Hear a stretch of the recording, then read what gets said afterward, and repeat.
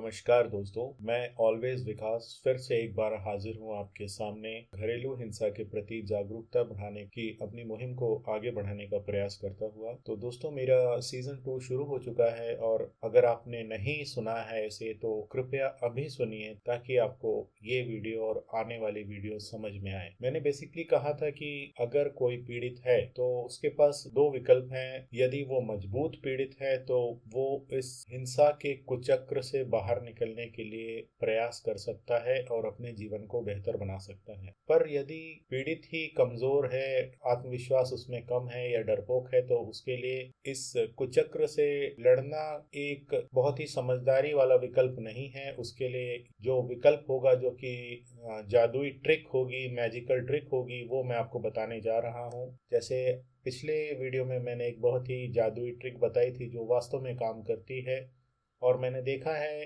पीड़ित परिवारों में पीड़िता या पीड़ित द्वारा इसको अपना कर अपने जीवन को बेहतर बनाने में काफ़ी सफलता पाते हुए।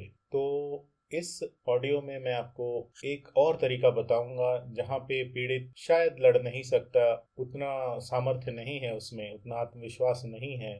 जब हम तर्क का रास्ता छोड़ देते हैं तो कई बार चीज़ें बहुत आसान हो जाती हैं।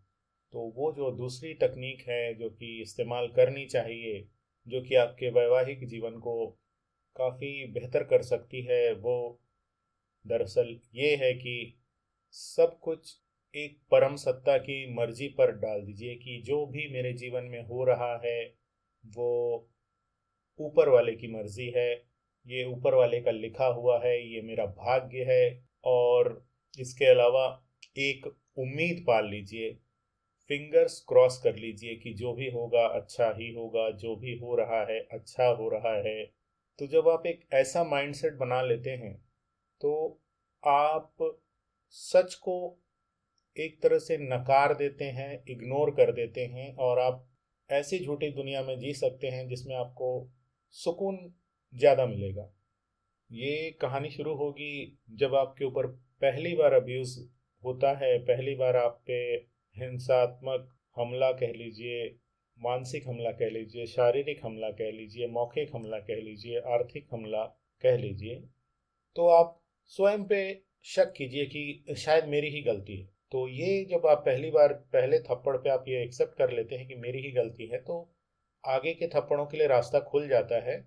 और दूसरा ये होता है कि आपको बुरे नहीं लगते वो थप्पड़, जो बाद में आपके साथ जो भी होगा, जो बढ़ता जाना है, वो आपको बुरा नहीं लगता क्योंकि आप उसको भगवान पे छोड़ देते हैं, ईश्वर पे छोड़ देते हैं कि ये तो प्रभु की इच्छा है, ये भगवान की मर्जी है और ये मेरा भाग्य है, मेरी तकदीर है। तो जब ये नज़रिया आप अपना लेते हैं तो आपको फाइट करने की ज़रूरत नहीं रह जाती। आप हर चीज़ में सुकून का अनुभव करने लगते हैं, सुरक्षा का अनुभव करने लगते हैं, एक बहुत ही शानदार ट्रॉमा बॉन्ड बना लेते हैं आप। और मेरे अनुसार मैंने देखा है लोगों को इस तकनीक का बड़ा ही शानदार तरीके से इस्तेमाल करते हुए, जहां उनको किसी थप्पड़ पे भी कोई शिकायत नहीं रहती, कोई गुरेज नहीं रहता, कोई गुस्सा नहीं रहता। वो बस अपनी ज़िंदगी को इतनी सी हंसी, इतनी सी खुशी वाले आइडिया के साथ जीते चले जाते हैं। उनको सुधार करने की कोई ज़रूरत नहीं पड़ती क्योंकि सुधारा तो उसको जाता है जो बिगड़ा होता है। जब उन्होंने मान ही लिया है कि सब कुछ ठीक है, सब कुछ जीवन में ऐसा ही होता है, जो लिखा है वही हो रहा है, तो इसके आगे फिर कोई संघर्ष नहीं रह जाता, कोई कोई दुख नहीं रह जाता, कोई दर्द नहीं रह जाता, क्योंकि आपने सब कुछ ऊपर वाले पे छोड़ दिया है, उसकी मर्जी पे छोड़ दिया है। और आपके साथ जो भी हो रहा है, जो जो भी होगा वो बेहतर ही होगा। उम्मीद के साथ आप चलते हैं, चलते जाएंगे। और एक मैं नहीं जानता इसको मैं क्या कहूँ, पर उम्मीद पे दुनिया तो कायम है ही। उम्मीद रखिए, एक दिन सब ठीक हो जाएगा। क्योंकि जैसे जैसे वक्त बीतता जाता है, उम्र बढ़ती जाती है, शरीर भी बेसिकली साथ छोड़ता जाता है। तो कोई इंसान अगर आज गुस्सा कर रहा है, आज मारपीट कर रहा है, तो उससे उसी इंटेंसिटी की उम्मीद 10 साल बाद तो नहीं की जा सकती। तो मैंने जैसे जैसे समय बीतता जाएगा, जख्म भरते जाएंगे और सब कुछ ठीक होता जाएगा, इसी उम्मीद पर आगे बढ़ते रहिए दोस्तों। अगर आप संघर्ष नहीं कर सकते हैं, आप नहीं करना चाहते हैं, तो बस दोस्तों, यही दूसरी जादुई टेक्निक थी कि सब कुछ ईश्वर पर, ऊपर वाले पर छोड़ दीजिए। उसकी इच्छा को मानकर स्वीकार कर लीजिए जो भी आपके साथ हो रहा है, और आप एक बेहतर जीवन जी पाएंगे। ऑलवेज विकास इस समय आपसे विदा लेता है। इतनी देर तक मेरे साथ बने रहने के लिए, अपना बेशकीमती वक्त देने के लिए बहुत बहुत शुक्रिया।